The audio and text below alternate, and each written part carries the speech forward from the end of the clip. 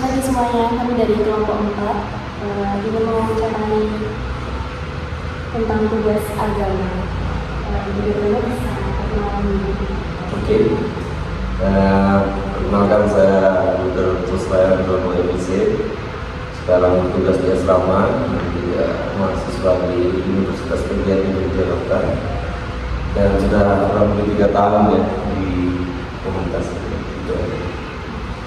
Langsung aja ya, pertanyaan pertama. Oke. Apa arti perkawinan menurut pendapat dulu? Nah, pendapat sendiri ya ini ya.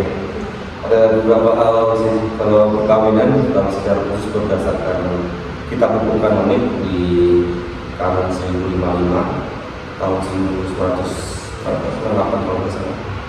Itu perkawinan itu merupakan sebuah perjanjian antara perempuan dan laki-laki yang mengikat perjanjian untuk hidup bersama. Kalau saya pribadi ya, perkawinan adalah suatu panggilan untuk saling hidup bersama dan melengkapi serta membangun komitmen bersama untuk menjadi satu dalam satu keluarga. Pertanyaan selanjutnya, apa saja tujuan dari perkawinan itu menurut pendapat dulu?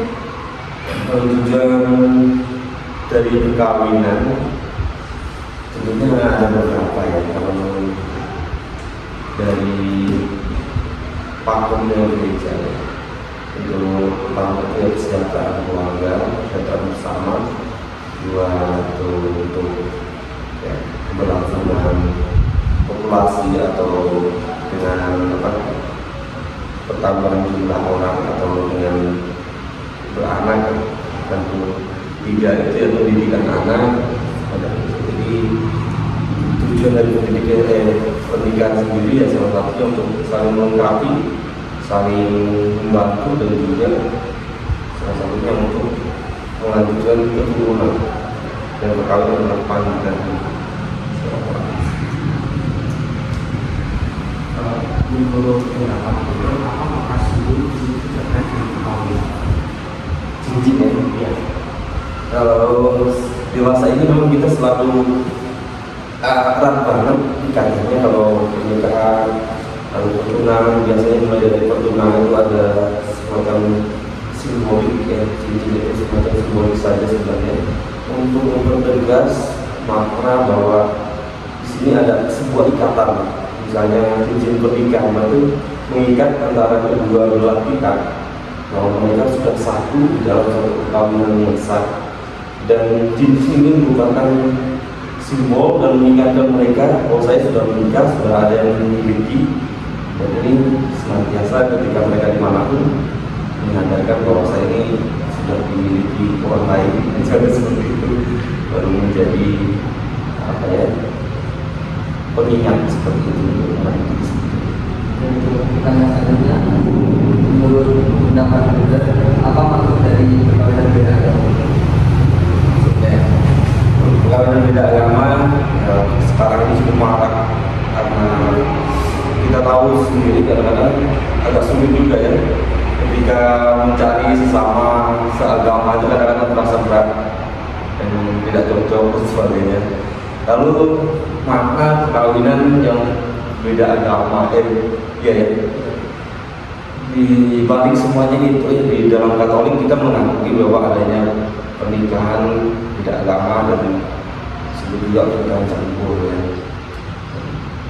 Dari artinya sendiri ya, di mana pernikahan ini terjadi antara dua pihak, dari pihak Katolik dengan agama yang berbeda.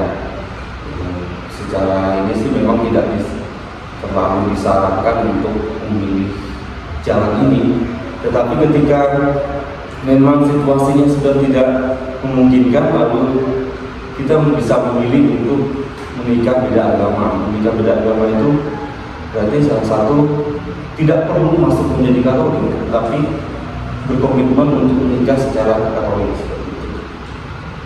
Di adanya dua agama yang berbeda, bisa juga misalnya Katolik sama Kristen atau misalnya Katolik sama Islam, tapi menikahnya secara Katolik seperti itu. Berikan pesan kepada kaum milenial tentang bagaimana upaya untuk menjaga hubungan antar relasi, khususnya dalam konteks pacaran yang sehat dan bertanggung jawab dan perspektif hidup berkeluarga. Oke, contoh pacaran sehat ya. Kalau pacaran yang sehat itu tentunya masing-masing orang punya perspektif tentang pacaran ya. Pacaran itu kan kalau kita secara dari sini proses mengenal yang lain dan siapa sih pacar saya, siapa teman yang akan bersama saya ketika nanti bersama gitu ya. Lalu pacaran yang sehat bagaimana sih? Pacaran yang sehat ketika kita saling menghargai, kita saling mensupport satu dengan yang lainnya, kita perlu sadar untuk konteks cinta seperti apa. Kalau saya pribadi memahami bahwa cinta itu sesuatu yang membebaskan.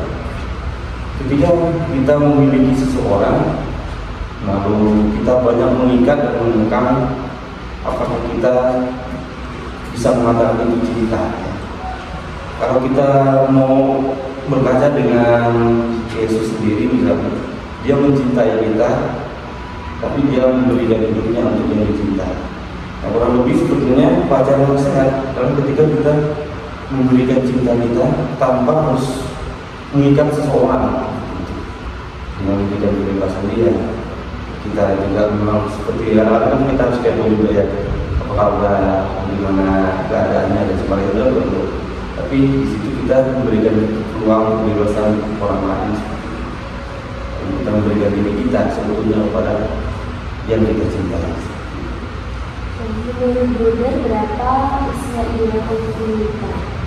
Usia ideal yang jelas secara biologis ya, kalau secara biologis itu usia 15, 17 itu sudah bisa melakukan perkawinan ya.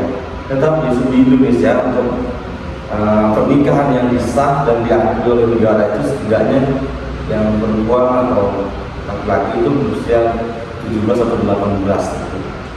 Itu secara kedewasaan sudah dianggap dewasa, kita itu sudah bisa dibuktikan dengan perbuatan KTP ya. Tetapi secara idealnya hidup berkeluarga itu karena bagi saya hidup berkeluarga adalah panggilan, jadi semacam misteri ya. Maka perlu persiapan. Kita misalnya lulus SMA itu rata-rata usianya 17, 16 mungkin atau 18. Kita perlu semacam kuliah, semacam cari riset dulu untuk bekerja apa sebelum memutuskan untuk menikah. Jadi kalau saya pribadi, kalau cewek itu ya di atas 20 kan, 20 misalnya 21, 22. Kalau cowok bisa 30-an, itu usia-usia ideal. Kenapa saya katakan ideal? Karena di usia-usia itu ketika kita dari sekolah, lalu kuliah, lalu proses bekerja, itu kita akan mengalami banyak dinamika hidup. Dinamika hidup ini misalnya bagaimana harus menyelesaikan konflik-konflik secara pribadi, konflik bersama seperti itu. Sehingga di dalam berkeluarga pun ketika ada konflik internal di dalam keluarga, kita punya banyak opsi cara menyelesaikan. Bayangin kita hanya misalnya lulus SMA langsung nikah misalnya. Kita punya kompleksitas pemecahan masalah itu masih sangat minim. Tiba-tiba kamu langsung nikah, itu bisa-bisa terjadi KDRT ya, sering terjadi KDRT dan sebagainya. Karena orang tidak bisa mengolah dirinya dengan situasi kompleksitas masalah. Maka untuk menghindari KDRT dan sebagainya, perselingkuhan dan sebagainya, maka perlu selektif dan juga perencanaan yang matang.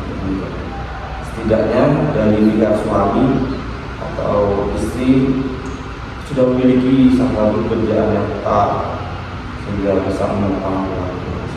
Ya 25-30 itu. Kalau cowok 30-an itu oke, kalau cewek itu ya 25-an, karena cewek kan pengaruh dengan kesuburan juga kan. Menurut Butler, apa pandangan Butler terhadap dua orang yang menjalin hubungan beda agama, namun tetap mau atau tetap mau menikah tapi tidak mau pindah agama? Itu sudah sah secara praktek apa menurut Butler? Iya, dua insan yang berbeda agama tapi tetap ingin untuk menikah kan. Memang tidak dianjurkan untuk kita mencari pasangan yang berbeda agama, itu kadang-kadang terlalu berat ya. Temboknya terlalu tinggi. Tetapi apakah tadi itu, karena Katolik itu memiliki satu kekhususan bahwa kita bisa menikah dengan beda agama. Ketika kita memutuskan bahwa kita akan menikahi pasangan kita, kalau memutuskan juga dengan cara pernikahan Katolik, itu pernikahan beda agama ya, di situ akan diberkati dan pernikahannya dianggap sah, dan itu oke-oke saja.